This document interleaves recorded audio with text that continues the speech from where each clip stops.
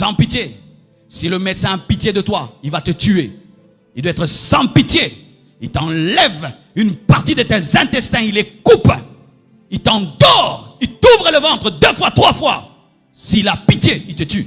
C'est pourquoi souvent, les personnes qui sont traitées par des personnes très proches meurent. Pourquoi? Parce qu'il y a la pitié. Arrêtez de rechercher la pitié dans la vie. Vous ne serez jamais grand. Oh, arrêtez. Les personnes qui nous transforment, ce sont des personnes sans pitié. Les amis amènent le confort, les ennemis amènent la transformation. Je répète, les amis amènent le confort, mais ce sont les ennemis qui amènent la transformation. Arrêtez de prier pour la mort de vos ennemis. Un ennemi doit mourir lorsqu'il a fini sa mission. S'il n'a pas fini la mission, il ne doit pas mourir. Tu n'auras pas tous les cours et donc tu n'auras pas le doctorat. Oh Jésus. Frères et sœurs, j'étais confortable dans notre église mère. C'était une église de 200 personnes. On était en train de prêcher là. On manifeste la puissance. Dieu, le jour qu'on a reçu l'appel, le pasteur avait dit, vous irez dans le monde entier. Vous ouvrirez des plus grandes églises que celle-ci. On a entendu. Mais quand le pasteur Capet est allé aux États-Unis, nous, tout ce qu'il y avait dans notre tête, c'était Flaming Fire. Une église de 200 personnes à Lemba. On était à plus de 14 prédicateurs. On voulait tous prêcher à la chair. On voulait tous monter devant. Tout le monde voulait monter devant. Être honoré, respecté par ces 200 personnes. On avait reçu des onctions extraordinaires. Mais tout, c'était la chair du pasteur. Et qu'est-ce que Dieu a fait? Celui qui est resté n'était pas notre père spirituel, c'était notre grand frère. Et un jour, on a fait de l'orgueil et de la rébellion. Il nous a suspendus. Il nous a même interdit d'imposer les mains, de prophétiser. On s'asseyait derrière au fond là-bas, nous qui nous asseyons devant. Pendant ce temps-là, le Seigneur est venu, m'a dit, est-ce que je t'ai appelé pour cette église? Ne t'avais-je pas dit que je te donnerai une église plus grande et tu iras dans le monde entier? Est-ce que c'était ça l'appel? Sors de la rébellion, sors de ce groupe, va chercher ma face. Je suis allé jeûner, prier, jeûner, prier, jeûner, prier, jeûner, prier. Pas la vision de la compassion est née. Certains d'entre vous, pour que vous soyez grands, je ne dois jamais vous élever dans cette église. Parce que si je t'élève, pour toi, tout sera ici. Ce n'est pas vous tous qui serez reconnus à la compassion. Vous savez ça?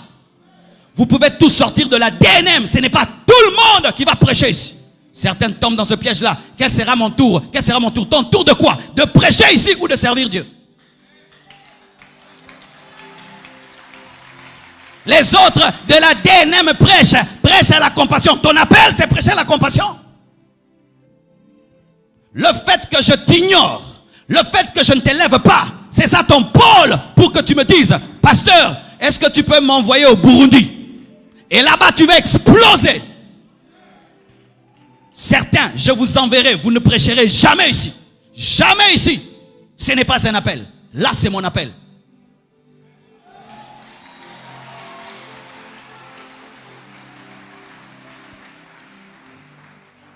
Frères et sœurs, toute ta vie, tu peux être en train de rechercher quelque chose qui n'est pas de toi. On appelle ça les fausses attentes. Élie s'attendait à ce que quand il va invoquer le feu, Jézabel va se convertir et Akab. Il invoque le feu, il tue les prophètes. Jézabel ne se convertit pas. Et Jézabel lui promet la mort. Et il va dire à Dieu, tue-moi. Est-ce que Dieu lui avait promis la conversion de Jézabel? Il lui avait promis le feu, c'est tout. Dieu ne t'a pas promis qu'on t'aimera toute ta vie. Dieu ne t'a pas promis que tu seras chouchouté par tout le monde. Dieu ne t'a pas promis une vie sans problème. Dieu ne t'a pas promis une vie sans problème. Si Dieu te promet une rose, il y aura toujours des épines parce qu'il n'y a pas de rose sans épines. Il n'y a pas de rose sans épines. Vous tous ici qui cherchez une vie sans combat et sans difficulté, vous êtes disqualifiés pour le succès. J'aime quand j'ai des combats. J'aime quand les gens m'insultent. Ça me canalise. Parce qu'on insulte que quelqu'un qui fait quelque chose. Les insultes sont des prophéties que tu es un homme grand. Les combats sont des prophéties que tu existes parce qu'on ne combat pas le vent. Tu te plains, tout le monde me combat, donc tu es important. Parce que si tout le monde est contre toi, donc tu es grand. Basangela kaka mutu ya makasi, basangela kaka mutu ya makasi, basangela na kaka mutu ya makasi. On se ligue que contre un homme fort, mais toi tu as la prophétie par tes ennemis et tu es en train de dire je ne suis rien, tu es quelque chose.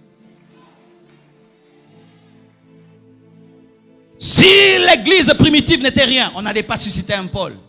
On a suscité un Paul parce que le mouvement de Jésus-Christ devenait de plus en plus grand. Ça commençait à terrifier les Sadducéens, terrifier les pharisiens. Ils devaient manifester un Paul. Mais comme l'église grandit par le sang des martyrs, c'était le carburant qu'ils ont donné à l'église. Et l'église a grandi davantage. Partout dans le monde. Où l'église est persécutée, l'église grandit. Les chrétiens deviennent davantage spirituels. Lorsque l'église de la Chine était persécutée, vous savez quel niveau ils avaient atteint?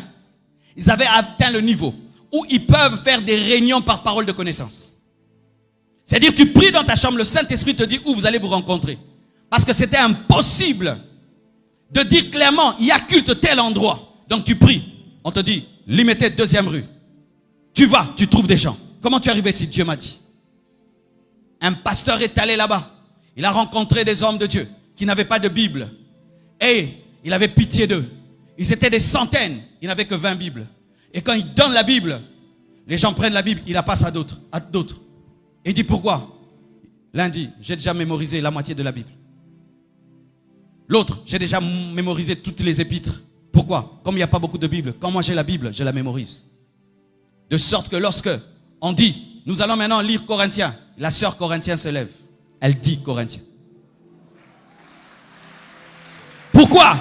La persécution. Vous êtes une église de 1000 personnes, il n'y a que 2 Bibles. Le jour qu'on te donne la Bible, tu vas l'avaler. Ce qui va t'arriver va sortir le meilleur de toi. Car pour avoir le jus, il faut presser le fruit. Et tu seras pressé. Tu seras pressé. Je dis tu seras pressé. Même si tu pleures, tu seras pressé pour que le monde, pour que l'église, pour que la famille puisse boire ton jus. Tu seras pressé.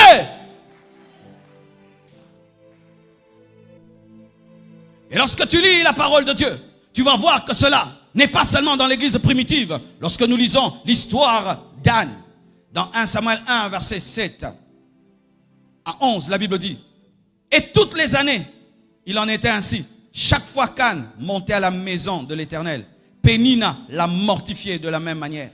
Alors elle pleurait et ne mangeait point. Elkana, son mari, lui disait, Anne, pourquoi pleures-tu? Et tu ne manges-tu pas? Et ne manges-tu pas? Pourquoi ton cœur est-il attristé? Est-ce que je ne vaux pas pour toi mieux que 10 fils? Anne se leva après qu'on eut mangé et bu à Silo. Le sacrificateur Élie était assis sur un siège près de l'un des poteaux du temple de l'Éternel. Et l'amertume dans l'âme, elle pria l'Éternel et versa des pleurs. Elle fit un vœu en disant, Éternel des armées, si tu daignes regarder l'affliction de ta servante, si tu te souviens de moi, et n'oublie point ta servante. Et si tu donnes à ta servante un enfant mâle, je le consacrerai à l'Éternel pour tous les jours de sa vie. Et le rasoir ne passera point sur sa tête. Anne était dans le confort. Elle avait un mari, Elkana, qui l'aimait beaucoup, qui lui donnait la double portion, qui lui donnait son amour, son argent et tout. Mais Anne avait quelque chose. Elle a refusé le confort d'Elkana. Parce que Elkana l'empêchait d'avoir un enfant. Lorsqu'elle pleurait, elle priait, elle jeûnait pour avoir un enfant. Elkana la calmait et lui disait, est-ce que je ne vaux pas plusieurs enfants? Pourquoi? Contente-toi de moi. Contente-toi de moi. Contente-toi de moi. Mais je t'ai déjà toi. Mais je n'ai pas Samuel. Le changement de ta vie n'est pas dans Elkana, parce que tu as déjà Elkana. Le changement de ta vie est dans Samuel. C'est par Samuel que Anne est connue, pas par Elkana. Qui est Elkana dans ta vie? C'est celui qui te dit calme-toi, tu es déjà bien. Tu as déjà un bon salaire, calme-toi. Tu as déjà une maison, calme-toi. Tu as déjà une voiture, calme-toi. Tu prêches déjà bien, pourquoi tu cherches les miracles? Tu es déjà bien au Congo, pourquoi tu vas aller implanter ton entreprise en Chine? Elkana, c'est cette personne qui te calme. Lorsque tu commences à beaucoup jeûner, prier, te dis pourquoi tu maigris comme ça? Pourquoi tu cherches Dieu comme ça? Lorsque j'ai commencé à chercher Dieu, on me disait, qu'est-ce que tu manques à la maison? Marcelo, les autres ils jeûnent comme ça parce qu'ils manquent. Toi tu manges, tu vas à l'école, tu as tout. Pourquoi? C'est ça Elkana. Elkana, c'est celui qui te calme. Lorsque tu te donnes à l'église, on te dit, mais est-ce que tu es pasteur? Lorsque tu jeûnes beaucoup, on te dit, est-ce que tu vas faire une croisade? Ce sont ces personnes, lorsque tu as la rage dans la vie, qui te traitent d'orgueilleux. Pourquoi tu ne te contentes jamais des petites choses? Pourquoi tu aimes que des grandes choses? Pourquoi seulement des grandes choses? Contente-toi. Et il te donne même des versets. Pourquoi je vais me contenter des petites choses si Dieu m'offre des grandes choses? Qu'est-ce que pourquoi je vais laisser à Dieu plein de choses sur la table alors que celui qui a fait la table? Ce sont ces personnes qui viennent toujours te ramener en arrière. Pourquoi? Parce que elles sont confortables avec une femme stérile alors que toi tu es fatigué d'être stérile. N'écoute pas Elkana. Ne l'écoute pas. Malgré ses cadeaux, toi tu n'as pas besoin de cadeaux, tu as besoin d'un enfant. Toi tu as besoin d'être l'homme que Dieu t'a révélé. Tu n'as pas besoin seulement d'amour et de paix. Tu as besoin de devenir l'homme que Dieu t'a révélé, que tu as vu dans les songes, que tu as vu dans la vision. Jacob était il aimait tellement Joseph. Et Dieu a senti que jamais Joseph n'allait devenir grand à côté de Jacob. C'est pourquoi il a utilisé la méchanceté. Parce qu'il savait que ses frères allaient être implacables. Même si tu rêves dans la maison de ton père, ce n'est pas dans la maison de ton père que tu seras ministre. Et comme Dieu savait que Jacob allait empêcher à Joseph de devenir ministre, il lui a arraché son enfant. Il lui a arraché son enfant. Il savait que Potiphar pouvait le mettre en prison. Il savait que ses frères pouvaient le jeter. Il savait que la femme de Potiphar pouvait mentir. Qui est ton Elkana? Qui bloque ta vie de prière, qui bloque quand tu commences à prier, qui bloque quand tu commences à chercher des grandes choses, qui bloque quand tu te donnes et tu commences à soupirer des grandes choses, qui te ramène toujours en arrière, qui te ramène, tu exagères, qui te dit souvent tu exagères. J'exagère, j'ai du retard dans la vie. Des hommes de mon âge sont des présidents de la République. Des hommes de mon âge ont créé des avions. Des hommes de mon âge ont influencé des nations. Lorsque vous lisez l'histoire d'Alexandre le Grand, un jeune garçon qui a bougé le monde. Les gens qui te disent toujours tu es un enfant, arrête de me dire que je suis un enfant. Je n'aime pas qu'on me dise ça. Tu es un enfant, tu viens de commencer. Des hommes sont devenus rois à l'âge de 13 ans dans la Bible. Frères et sœurs, faites très attention à Elkana.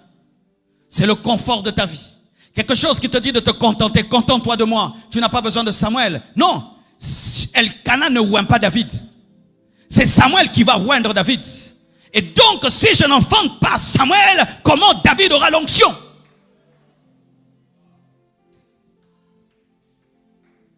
Ce n'est pas Elkana qui résout le problème de la prophétie et de la sacrificature en Israël. C'est Samuel. Parce qu'en ce temps-là, il y avait un problème en Israël. C'est que les visions étaient devenues rares. L'oracle de Dieu était devenu rare. Et Dieu voulait combler ce problème par Anne et pas par Elkana.